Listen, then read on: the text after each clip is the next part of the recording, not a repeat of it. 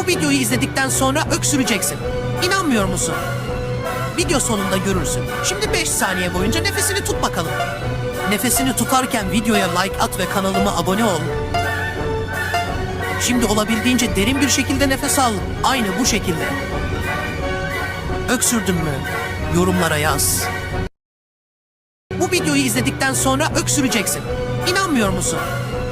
Video sonunda görürsün. Şimdi 5 saniye boyunca nefesini tut bakalım.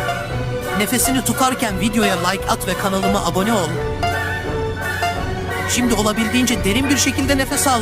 Aynı bu şekilde. Öksürdün mü? Yorumlara yaz.